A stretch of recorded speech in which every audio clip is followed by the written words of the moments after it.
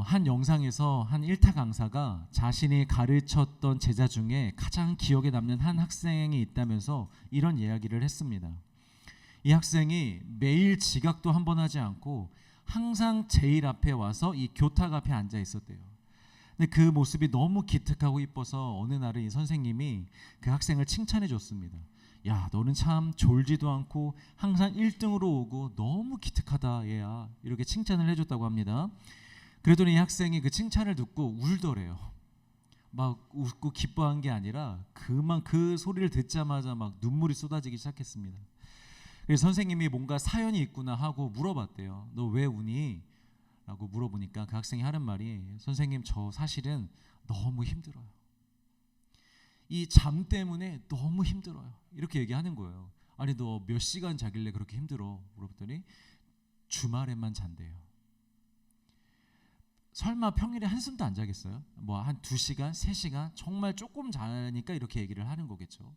평소에는 거의 잠을 안 자다시피 자고 주말에만 잠을 자면서 이렇게 열심히 나와서 공부를 하고 있다라는 거예요. 선생님이 야, 아무리 그래도 그렇지 너 어떻게 이렇게 열심히 하냐라고 하자 이 학생이 하는 말이, 자신이 1년 동안 아무리 공부해도 열심히 해도 성적으로 1등하리란 보장은 없으니까 노력만큼은 1등을 하고 싶다라는 거 얘기를 하더라고요. 노력만큼은 그래도 1등을 한번 해보고 싶다. 그래서 잠을 안 자고 그렇게 나왔다라는 거예요. 물론 무식한 방법이다, 뭐 실패한 방법이다, 그래도 좀 자면서 해야 효율적이지라고 말할 수 있는 사람이 있을지도 모르겠어요. 또 그렇게까지 하는 것이 그렇게 큰 의미가 없다고 생각하는 사람도 있을 수도 있을 것 같습니다. 그러나 그 학생에게는 그 시간이 결코 의미 없지 않는 시간이라고 생각합니다. 그 학생이 스스로 그렇게까지 했는데도 결과가 좋지 않았다고 실망하며 인생을 비관적으로 살게 됐을 수도 있지만, 만약 그녀가 그렇게 비관하는 쪽이 아니라 삶의 태도를 배우는 계기로 삼아서 그 후에 무슨 일을 하든지 그런 마음가짐으로 일을 하기 시작했다면 분명 그 학생에게 너무나 의미 있는 시간과 경험이 되었을 것 같습니다. 결과는 자신이 통제할 수 없지만 태도와 헌신만큼은 자신이 책임지겠다라는 거잖아요. 요즘 시대에 너무 필요하죠. 회사뿐만이 아니라 교회에서도 그렇습니다. 너무 아름다운 마음이라고 생각합니다. 그리고 이 마음은 오늘날 우리 그리스도인들에게도 너무나 필요한 마음입니다. 결과는 하나님께 맡기되 말씀에 순종하고 사명에 충성하는 것을 우리의 몫으로 붙잡는 것, 그리스도인으로서의 책임감을 가지고 인생을 살아가는 태도, 이런 태도가 우리에게 너무나 필요하다는 거예요. 결과도 맡기고 과정도 다 맡기고 전 그냥 대충 해도 하나님이 알아서, 이런 태도가 아니라 결과는 하나님께 맡기되 그 과정에서 나에게 맡겨주신 시간과 인생 안에서 최선을 다하여 기도하고 말씀에 순종하고 충성하며 살아가는 삶, 그 삶이 우리에게 너무 필요하다는 거예요. 보통 복음을 이야기할 때 사람의 노력과 열심에 대한 부분을 상당히 경계합니다. 왜냐하면 자칫하면 은혜가 아니라 공로가 되고 믿음이 아니라 성취가 중심이 될 수 있기 때문이죠. 맞습니다. 성경은 분명히 말합니다. 구원과 믿음과 은혜는 사람의 자격이나 노력이나 열심으로 얻는 게 아니라고.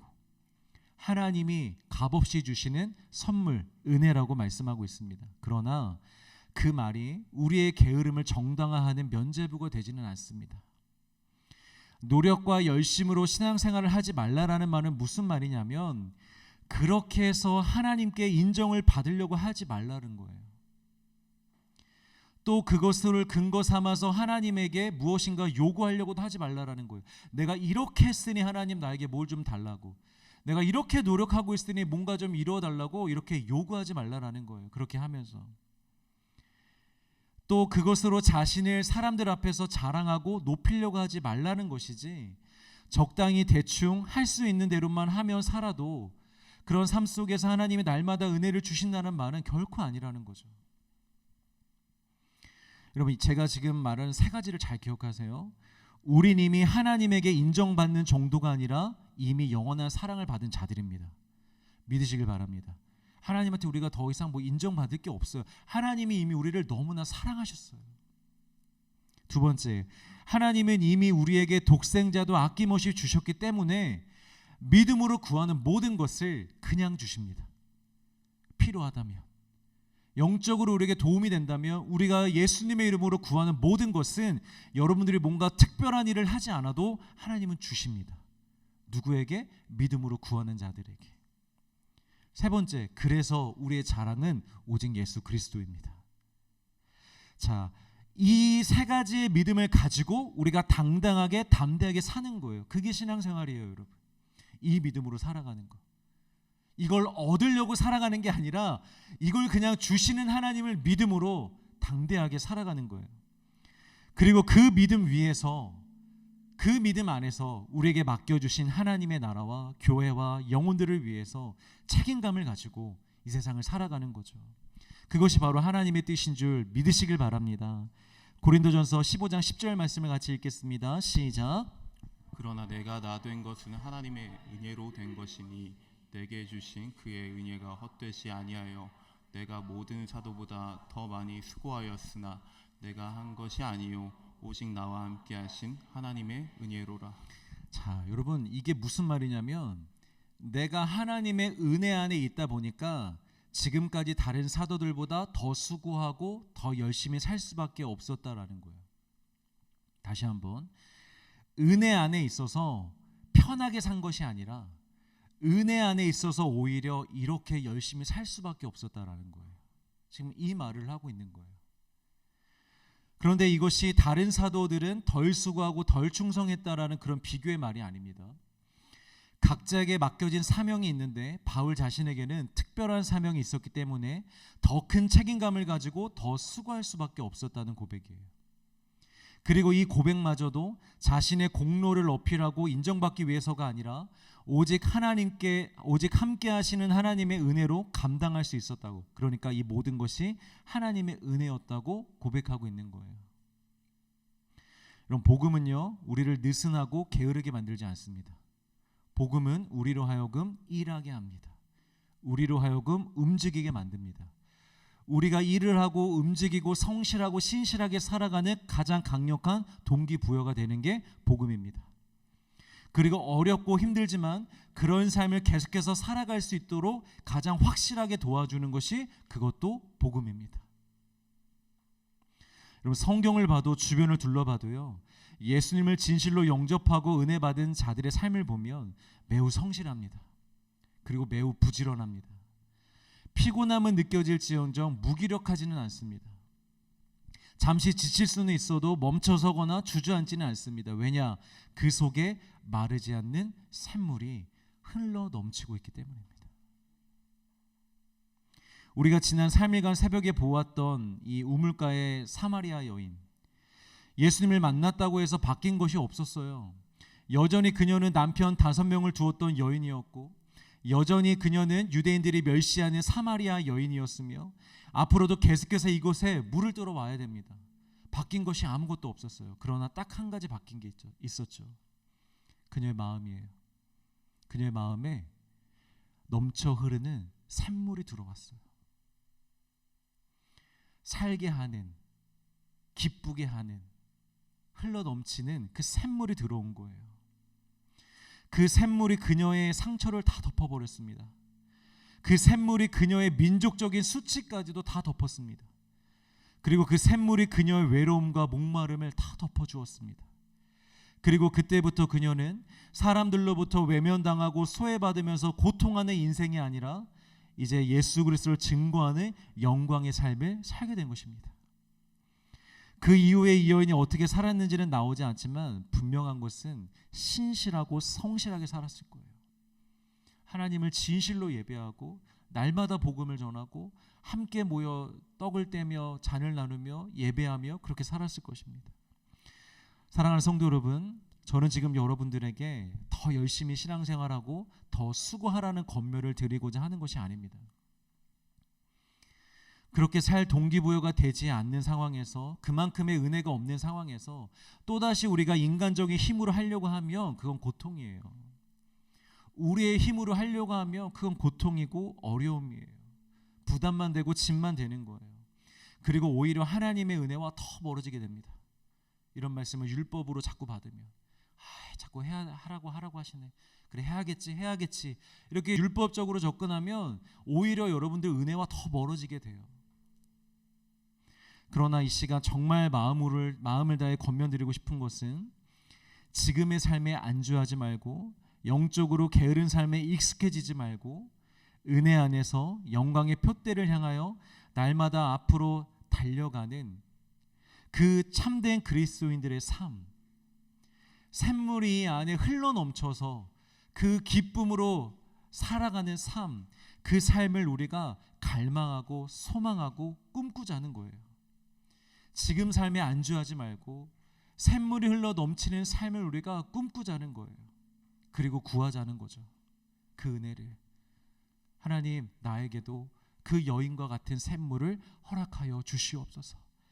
내 힘으로는, 내 의지로는, 내 결단으로는 하나님, 저 그렇게 도저히 못 살겠습니다. 이 여인과 같이 나에게 샘물을 주셔서 흘러 넘치는 힘으로, 흘러 넘치는 기쁨으로 복음도 전하게 하시고 하루하루 성실하게 살아가게 하시고 능력으로 살아가게 하여 주시옵소서. 우리 그걸 구하자는 거예요. 지금 당장 저와 여러분들이 다른 교회 목사라든가 다른 교회 성도들보다 믿음이 작을 수 있어요. 성령의 충만함이 부족할 수 있어요. 그러나 우리가 할 수 있는 것이 있다면 사모함, 그것만큼 우리 할 수 있잖아요. 사모하고 간절히 기도하는 거, 그것만큼은 어느 교회보다도 어느 목사님보다도 할 수 있는 거라고 생각합니다. 우리가 그런 간절함을 가지고 기도하며 나아가는 그런 공동체가 되기를, 그런 영혼들이 되시길 주의 이름으로 축복합니다. 자, 사마리아 여인의 이야기는 이제 여기서 마치고 오늘 본문으로 들어갈게요. 여러분, 믿음에는요 크기가 있고요, 각 사람마다 분량이 있고요, 또 종류도 여러 가지가 있습니다. 그 중에서도 어떤 사람들은요 보지 않고도 믿는 사람들이 있고, 또 어떤 사람들은 봐야만 믿는 사람들이 있습니다. 믿음이 아니라고는 하지 않습니다. 그러나 예수님은 분명히 말씀하십니다. 보지 않고도 믿는 것이 복된 것이라고. 우리 말씀 한번 같이 읽겠습니다. 요한복음 20장 29절 시작. 나를 본고로 믿느냐, 보지 못하고 믿는 자들은 복되도다 하시니라. 도마에게 하신 말씀이죠. 부활의 주님을 만나고도 믿지 못하는 거예요. 예수님이신 줄. 그러니까 여기 못자국나 손과 옆구리를 만져보라고. 그걸 만져보고 나서야 예수님을 믿습니다. 어쨌든 보고 믿든 보지 않고 믿든 결국 다 믿게 되는 것은 똑같은 건데 왜 보지 않고 믿는 믿음이 더 복되다고 하셨을까요? 여러분, 믿음은요 한 번 믿으며 고착화가 되는 성격과 같은 게 아닙니다. 내가 한 번 믿으면 그걸로 쭉 갈 수 있는 게 아니에요. 믿음은 살아있는 생명체와 같습니다. 그래서 상황에 따라서 자라기도 하고 또한 깊어지기도 합니다. 그러나 반대로 연약해지기도 하고 작아지기도 합니다. 그래서 믿음을 끝까지 지켜야 된다고 말씀하시는 거예요. 그 믿음을 유지하라고, 간직하라고. 그런데 한번 생각해 보십시오. 보지 않고도 믿는 사람과 봐야만 믿는 사람 중에 누가 더 현실의 상황에서 잘 흔들리겠습니까? 누가 더 자주 흔들릴까요? 봐야만 믿는 사람들이 더 잘 흔들리겠죠. 상황이 좋을 때는 누구보다 뜨겁게 막 예수님 찬양하고 막 만나자 그러고 내 얘기 들어보라 그러고 간증하고 신나서 이렇게 신앙생활을 합니다. 그런데 또 어려움이 금방 닥치면 언제 그랬냐는 듯이 잠수 타고 사라지고 없어지고. 그러나 여러분, 보지 않고도 믿는 사람들은요 현실의 눈앞의 상황에 일희일비하지 않습니다. 지금 당장 보이지 않아도 예수님의 존재와 선하심과 신실하심을 계속 믿을 수 있기 때문에 자신의 믿음을 어떠한 상황에서도 지킬 수가 있는 거예요. 그래서 예수님이 그 말씀을 하시는 거예요. 보지 않고 믿는 믿음이 복된 믿음이다. 그래야 흔들리지 않고 끝까지 믿음을 지키며 살아갈 수 있는 믿음이기 때문입니다. 그래서 하나님은 당신의 자녀들을 훈련시키실 때 이 훈련을 집중적으로 시키시는 거예요. 보지 않고도 하나님을 신뢰하는 믿음을 갖도록, 바뀌지 않아도 계속해서 신뢰하는 마음을 갖도록, 그 믿음을 얻을 때까지 하나님은 여러분들을 훈련시키실 거예요. 여러분들이 하나님의 자녀가 맞다면, 하나님이 여러분들을 정말 사랑하신다면, 그 훈련을 계속해서 시키실 것입니다. 여러분들은 예외였으면 좋겠죠. 하나님 나는 좀 보여주시고 보여주시고 믿게 저는 그 정도만 되는데 좀 그러면 안 되나요? 어떡하죠 여러분? 하나님이 여러분 너무나 사랑하신대요. 그 믿음이 아니라 이 믿음을 주고 싶으시대요. 여러분들이 상황과 환경이 변하지 않아도 네가 나를 믿었으면 좋겠다. 지금 이 청년의 시기에 너에게 그 믿음이 있으면 앞으로 네가 결혼하고 아이를 낳고 인생을 살아가고 마지막 때에 어떠한 일이 있어도 네가 흔들리지 않는 믿음을 가질 수 있을 텐데 난 그걸 너희들에게 주고 싶어. 그래서 나도 너희를 보며 마음이 아프고 힘들지만 난 그래도 이 믿음을 너에게 줄 거야 하면서 우리를 기다려주고 계신 거예요.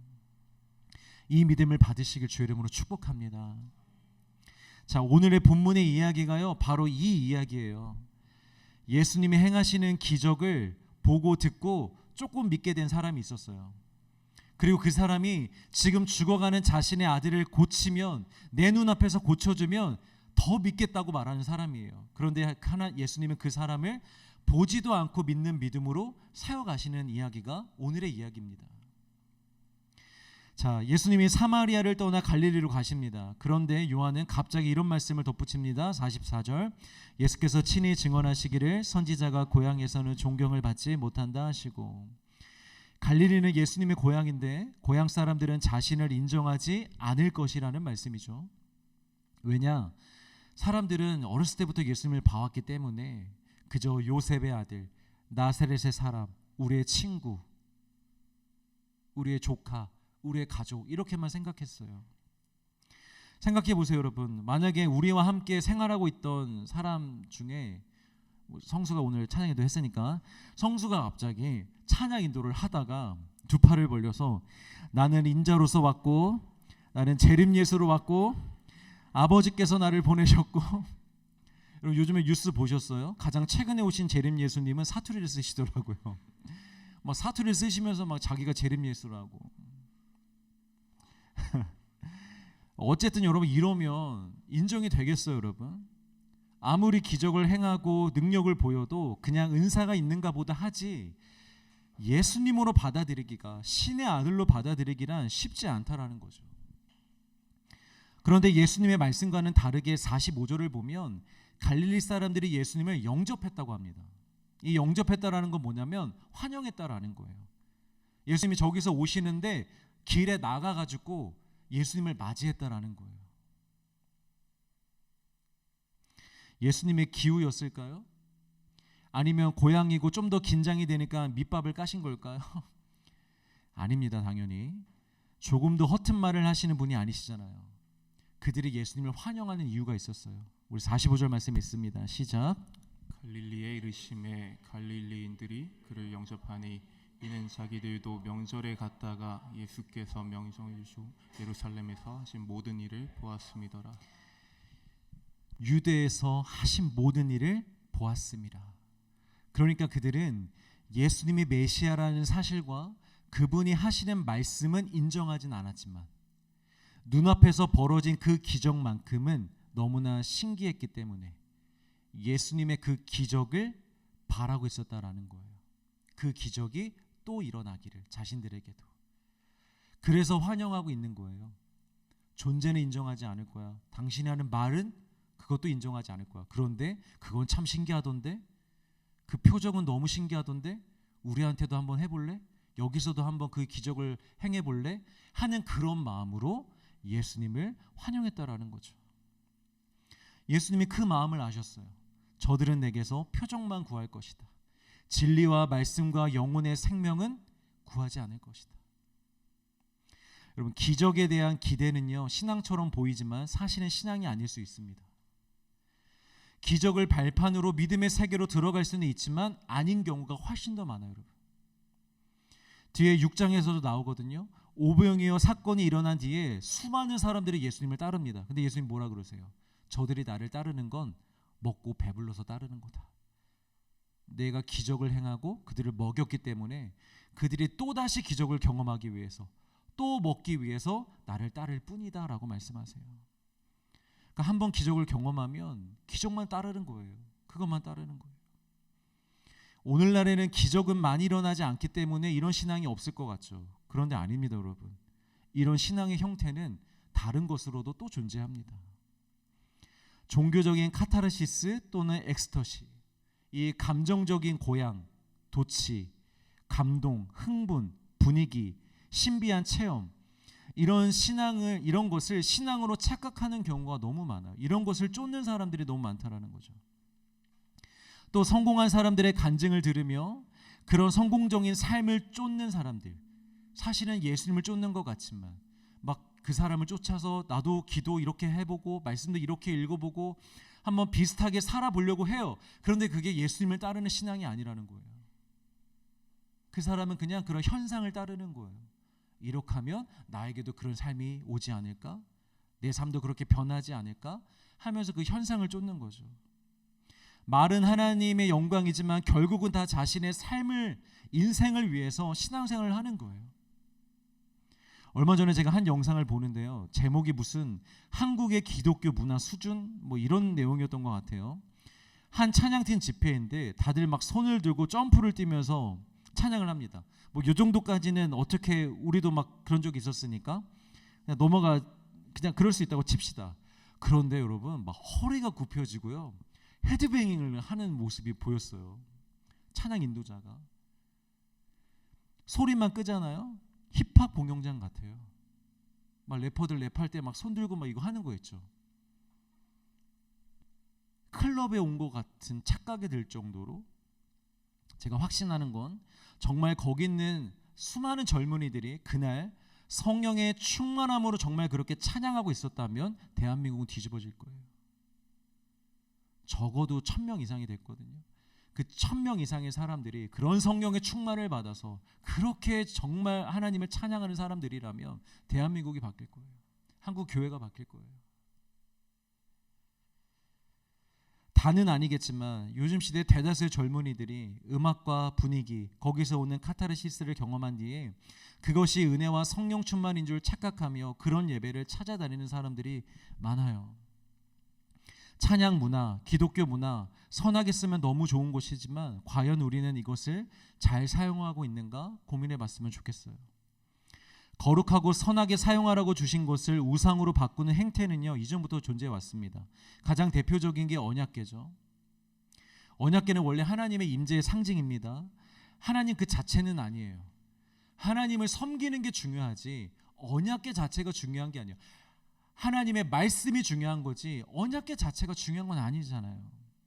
그런데 어느 날 블레셋과 전쟁을 하다가 패하게 되자 그 패배 원인을 분석하던 중에 언약궤를 전쟁 가운데 가져가지 않아서 우리가 진 거 아니냐.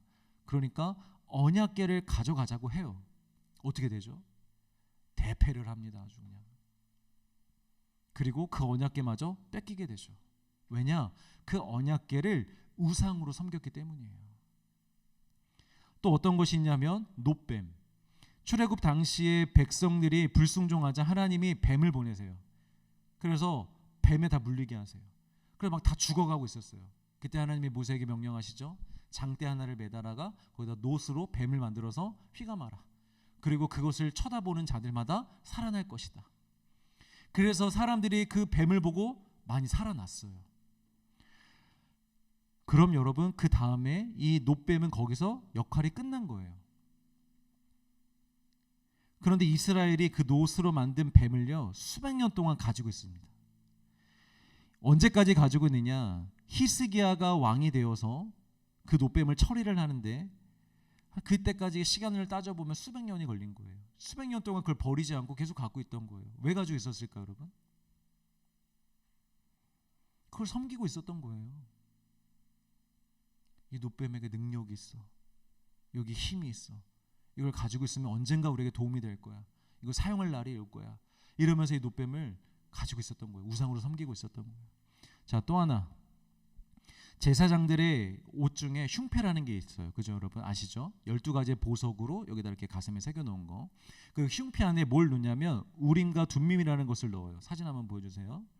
근데 성경에서 그게 돌로 되어 있는지 종이로 되어 있는지 나무로 되어 있는지는 말을 하지 않아서 정확히 아는 사람은 없대요. 근데 아마 돌일 거라고 대부분 학자들이 예상은 해요. 그러니까 우리가 그냥 저걸 생각하고 이해합시다. 저렇게 우림, 둠밈, 검은색, 흰색 두 가지를 이 흉표 안에다 넣어요. 그리고 정말 중요할 때, 국가적, 신앙적으로 아주 중요한 결정을 할 때 하나님의 뜻이 무엇인지를 물어보라고 하나님이 율법으로 주신 거였어요. 예를 들면 전쟁을 하는데 이 전쟁을 해야 돼 말아야 돼? 잘 모르겠어. 그럼 제사장이 대표로 기도하면서 이 우림과 둠밈을 하나를 꺼냅니다. 예를 들어 검은색이 나오면 전쟁하는 거고 흰색이 나오면 전쟁을 하지 말라는 뜻으로 받아들이는 거죠. 몇 번 말씀드렸지만 이 당시에 제비뽑기는 게임이 아니다. 정말 하나님이 제비뽑기를 통하여 당신의 뜻을 행해 주신 거예요. 그런데 문제는 무엇이냐? 시간이 지나고 나중이 되어서 사람들이 이 우림과 둠밈을 정말 중요할 때 하나님을 경외하고 하나님의 뜻을 구하는 마음으로 이걸 하는 게 아니라 지극히 개인적인 내 미래는 어떻게 될까? 내 앞날은 어떻게 될까? 나 이 제사장 직분 계속 할 수 있을까? 우리 집안 계속 이렇게 잘 살 수 있을까? 혹시나 뭐가 일어나지 않을까? 이런 개인적인 일을 점치는 데 사용했어요. 개인의 욕망을 알아보는 수단으로 무분별하게 이걸 사용했다라는 거예요. 어떠십니까, 여러분? 오늘날 기독교의 모습과 크게 다르지 않죠? 하나씩 볼까요? 하나님을 경외하지 않으면서 언약궤만 내세워 전쟁에 나갔던 것과 같이 오늘날 많은 그리스도인들이 하나님을 경외하는 삶은 없으면서 뜨거운 찬양과 여러 종교적 행위와 프로그램만 앞세워 영적 싸움을 하고 있습니다. 삶에서는 하나님의 말씀에 순종하려고 하지 않으면서 찬양, 말씀, 프로그램, 선교 이런 것들을 하면 하나님이 나를 기뻐하시지 않을까? 그래도 뭔가 해주시지 않을까? 내 신앙이 그래도 뭐 이렇게 되지 않을까 하는 마음으로 그걸 가지고 영적인 싸움을 하고 있다라는 거예요. 삶은 내버려 두고. 또 이전에 은혜의 도구였던 노뱀을 섬겼던 것과 같이 날마다 새로운 은혜를 구하기보다 이전에 받았던 은혜의 경험과 방식에 집착하거나 아니면 그때만을 추억하면서 살아가는 거죠. 나 그때 은혜 받았는데, 나 그때 이렇게도 섬겨봤는데, 이렇게도 선교했었는데 하면서 과거만 붙잡고 살아가는 인생들이 있고, 또 하나님의 뜻을 분별하고 주신 우림과 둠밈을 개인의 욕망으로 사용했던 것과 같이 하나님이 우리에게 성령을 주셔서 성령으로 분별하며 오직 성령을 따라 살라고 말씀하셨는데 그 성령님에게 우리의 미래와 나의 꿈과 나의 유익과 나의 만족만을 구하며 살고 있지는 않는지, 그 외에도 자녀, 시간, 재정, 비전 다 거룩한 뜻으로 우리에게 주셨는데 우리는 그것을 나의 유익을 위해서 사용하고 있지는 않는지 우리 각자가 한번 기도하며 돌아볼 수 있기를 바랍니다. 여러분, 찬양, 선교, 사역, 자녀, 시간, 돈 모든 것이 우상이 될 수 있어요. 모든 것이 하나님이 우리에게 주신 너무나 귀한 그 모든 것들이 우리가 자칫 잘못 사용하면, 내 욕심으로 사용하면 우상이 될 수 있다라는 거죠. 자, 다시 본문으로 와서 예수님은 갈릴리로 가셨고 처음 표적을 행하셨던 가나라는 지역으로 이동하십니다. 그때 한 왕의 신하가 예수님께 나오는데요. 그 이유가 무엇이냐면 가나 지역에서 약 30km 떨어져 있는 가버나움에 살고 있었는데 이 사람이 거기에 있는 자신의 아들의 병이 들었기 때문이에요. 그래서 그 아들의 병을 고치고자 30km를 걸어서 지금 온 거예요. 예수님께. 아마 이 왕의 신하도 예루살렘에서 행하셨던 예수님의 기적을 직접 보았거나 그것도 아니면 아마 많이 들었을 거예요. 예수님이라는 사람이 병을 고치더라 라는 소리를 보았으니까, 들었으니까 이렇게 예수님을 찾아왔겠죠. 자, 47절입니다. 내려오셔서 내 아들의 병을 고쳐 주소서. 예수님에 대한 다른 고백은 없습니다. 그냥 예수님이 병든 자들을 고치시는 분이라 하니 우리 아들도 한번 고쳐봐 달라라는 거죠. 그러나 이건 역시 믿음이 없으면 불가능한 것입니다. 어쨌든 믿음은 믿음입니다. 그런데 예수님이 보시기에는 다른 갈릴리 사람들과 같이 표적과 기적을 보고서야 믿으려는 수준에 불과했던 믿음이었어요.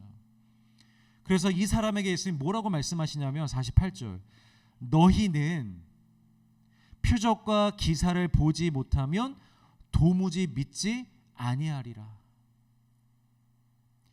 내가 너의 아들의 병을 낫게 해주지 않으면 너는 결국 나를 믿지 않을 거야. 아들을 낫게 해줘야만 너는 나를 믿을 거야.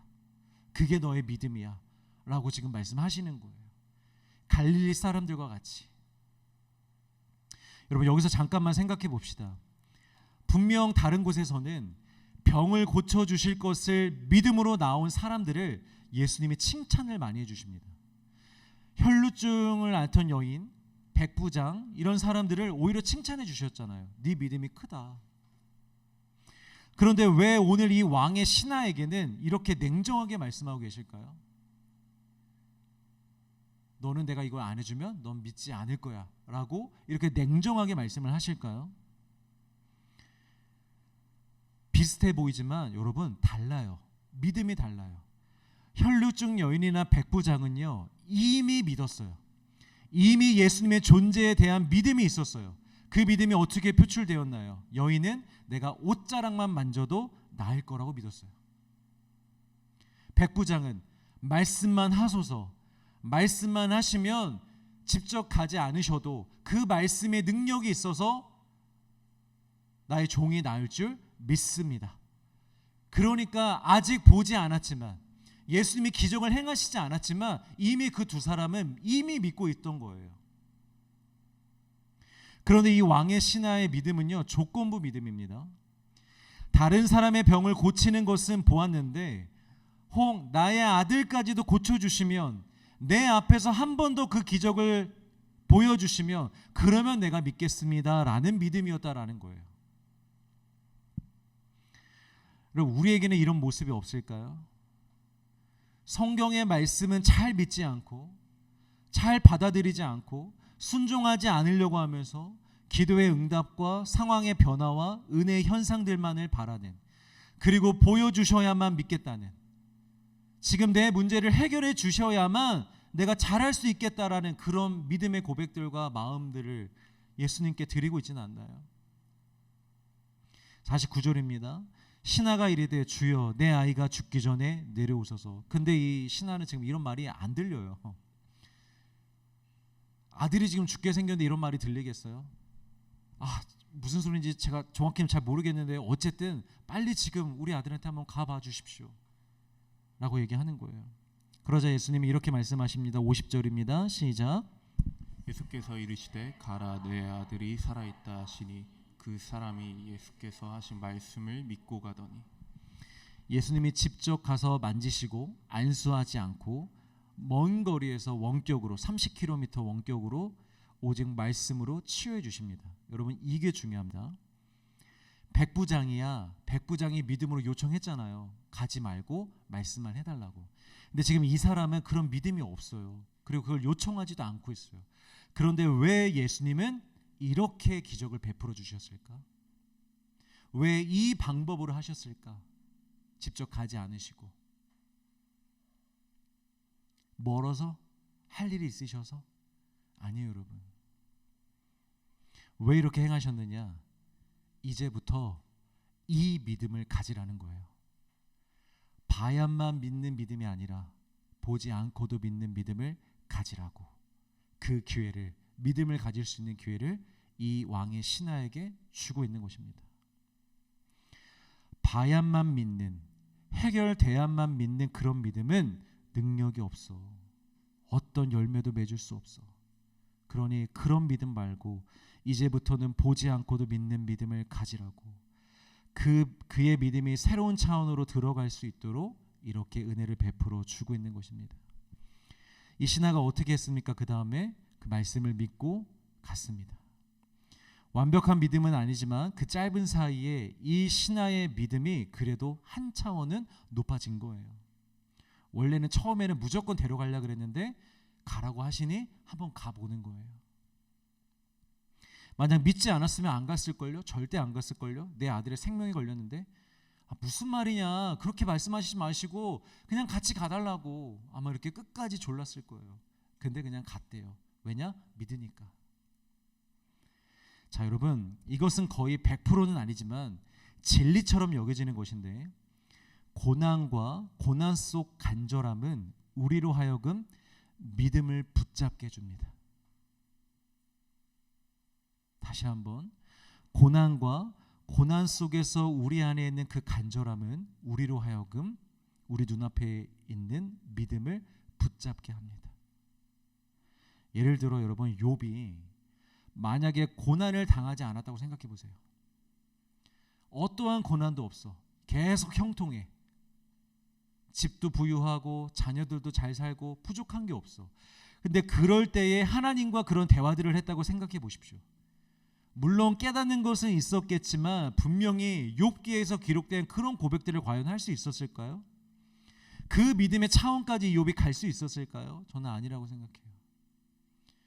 욥이 하나님이 원하셨던, 하나님이 주시는 그 믿음을 받을 수 있었던 것은 고난 속에 있었기 때문에, 간절함 속에 있었기 때문에, 정말 하나님은 어떤 분이신가를 알고 싶었고, 정말 이 고난이 어떤 의미가 있는지를 너무나 알고 싶었기 때문에 하나님의 말씀이 다 들렸던 거예요. 믿어졌던 거예요. 그리고 붙잡을 수 있었던 거죠. 혹시 우리 중에 지금 고난의 길을 걸어가고 있는 분이 계십니까? 그 고난이 별거 아니라고 그 누구도 감히 말할 수 없습니다. 그러나 하나님의 말씀을 맡은 자로서 여러분들에게 권면을 드립니다. 지금 이때가 하나님의 말씀을 가장 믿음으로 받을 수 있을 때인 줄 믿으시길 바랍니다. 이 시기를 여러분 그냥 보내지 마시고 낭비하지 마시고 눈물이 나도 주님 앞에서 눈물 흘리세요. 하소연을 하고 싶어도 사람 앞에서 하지 마시고 하나님 앞에 나와서 하소연하시고, 엎어지더라도 엎드려지더라도 교회 와서 예배 시간에 하나님 앞에서 엎드려지시길 바랍니다. 그래서 이 시간을 통하여 여러분 꼭 믿음을 얻으세요. 여러분들의 앞으로 인생과 삶 가운데 반석이 되어줄, 근본이 되어줄, 근간이 되어줄 그 믿음, 생명의 믿음을 얻는 기회로 삼으시기를 주의 이름으로 축복합니다. 예수님이 가라고 낳았다고 하신 바로 그 시간 실제로 아들이 낳습니다. 종들이 이 소식을 이 왕의 신하에게 알리기 위해서 이제 거기서는 이제 출발해서 이쪽으로 오고 있고, 이 신하는 이쪽에서 그쪽으로 가고 있다가 중간에 만나게 됩니다. 그리고 왕의 신하가 묻습니다. 언제 병이 나왔냐고. 몇 시, 몇 분, 몇 초야. 빨리 말해. 나 지금 급해. 빨리 말해. 왜 이걸 물어봤을까요, 여러분? 정말 예수님이 말씀에서 나은 것인 줄 확인하려고. 그러니까 그때 당시에 믿었지만 100%의 믿음은 아니었다라는 거예요. 혹시나 그래 나을 수도 있겠다 하는 한 50%? 그 정도의 마음만 가지고 가고 있다가 신하들을 만나고 확인을 한 거죠. 그리고 그 자리에서 이제 100%의 확신의 믿음이 생긴 거예요.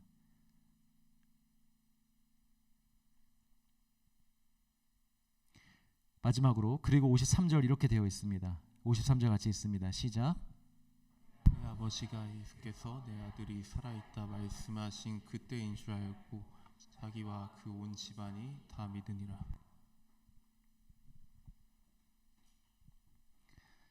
그 믿음이 지금 어디까지 퍼졌어요? 어디 단계까지 올라왔어요? 그의 가정이 믿는 데까지 올라왔어요.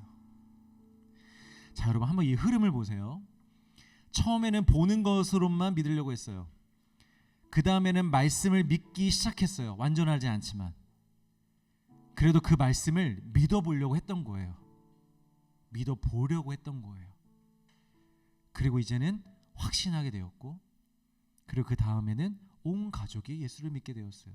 이거 한번 표로 볼까요? 표가 아니라 띄워주세요. 1단계 절박함 속에서 그래도 예수께 나아가는 믿음. 2단계 말씀을 듣고 100%까지 확신은 아니지만 그래도 말씀대로 한번 가보자, 말씀대로 한번 따라보자 라는 믿음.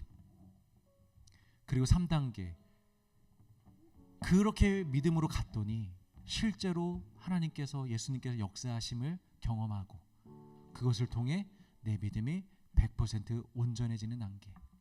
네 번째, 그 믿음이 나의 가정에, 내가 살아가는 곳에 퍼지는 단계. 로마서 1장 17절입니다. 복음에는 하나님의 의가 나타나서 믿음으로 믿음에 이르게 하나니.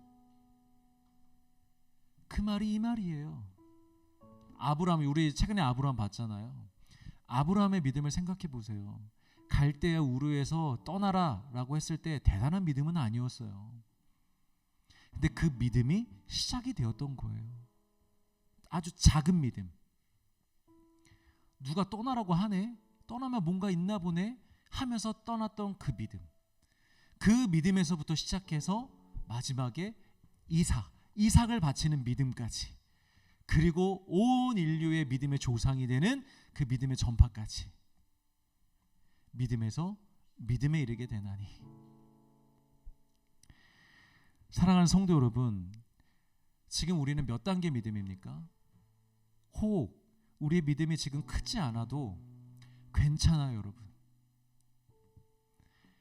내 믿음이 봐야만 믿을 수 있는 단계여도 괜찮아요, 여러분.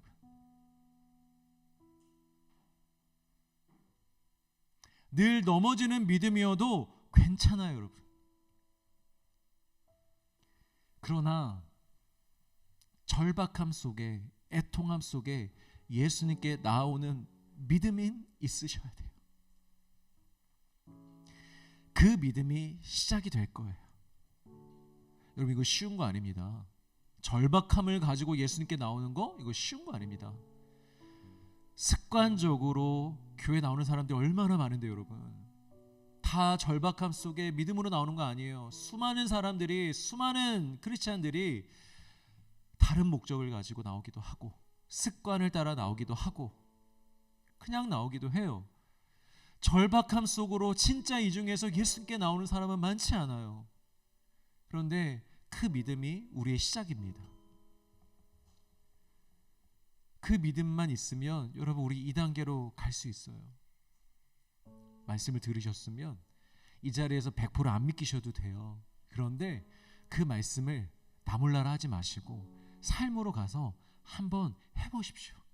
아, 이게 되나? 성경 통독을 읽으면 되나 하면서 읽으세요, 여러분. 아우, 난 이게 될까 하고 에이 모르겠다 하지 마시고 되나 의심하면서도 읽으세요. 어쨌든 해보셔야 돼요. 순종해 보셔야 돼요. 기도 시간을 정해서 기도하는 게 너무 우리의 몸과는 안 맞죠. 그게 너무 익숙하지가 않죠. 그런데 한번 그냥 쭉 해보세요. 그냥 당장 뭐 성령을 방언을 받고 은사를 받고 막 이런 게 없어도 그냥 쭉 해보세요. 우리 가족을 위해 기도하는 거, 집에 들어가서 가정에 문제가 있으면 여러분, 저도 이건 그냥 들은 건데 성경에는 없는 거지만 문이라도 붙잡고 여러분 기도하세요. 십자가 보혈의 피를 여러분 가정에 바르세요. 예수님, 우리 가정에 십자가의 보혈의 피가 필요합니다. 주님, 우리 가정에 보혈을 흘려보내 주시옵소서. 우리 부모님에게 보혈의 피를 흘려보내 주시옵소서. 주님, 믿는 자들, 가족을 위해 기도하는 자들 주님 들어주신다 하셨으니, 네가 예수를 믿으면 너와 너의 가정의 구원을 받는다 하셨으니 나 그거 하나 믿고 내가 기도합니다. 주님, 우리 가정 고쳐주세요 라고 100% 믿기진 않아도 순종을 해보세요, 여러분. 그래야 경험이 돼요. 순종을 해야, 그 믿음을 가지고 순종을 해야 경험하는 믿음이 되는 거예요. 그럼 그때 여러분들의 믿음이 100%가 돼요. 아, 예수님은 살아계시구나. 아, 예수님 진짜구나. 예수님의 모든 말씀은 살아 역사하는 말씀이구나라는 확신이 저기에 가야, 그렇게 가야 얻어지는 거예요. 우리는 1단계도 안 되고 0단계인데 바로 3단계 믿음을 달라고 4단계의 믿음을 달라고 그래야 내가 신앙생활을 하겠다고 여러분 그렇게 생각하지 마시고 우리 1단계부터 하나하나씩 합시다. 그러면 이제 여러분들의 믿음을 통하여 놀라운 역사가 일어나기 시작할 거예요. 여러분들의 믿음이 증폭이 돼서 가정에 흘러갈 것이고 직장에 흘러갈 것이고 사회에 흘러갈 것입니다. 믿으시면 아멘. 하나님은 지금 우리 가운데 뭐 세상도 중요하지만 지금 우리만 놓고 보자면 우리 가운데 절박함 속에서 예수님께 나오는 믿음을 찾으십니다. 그것만이어도 됩니다. 우리 그 믿음 가지고 나아갈 수 있기를 주의 이름으로 축복합니다. 우리 같이 찬양하고 기도합시다.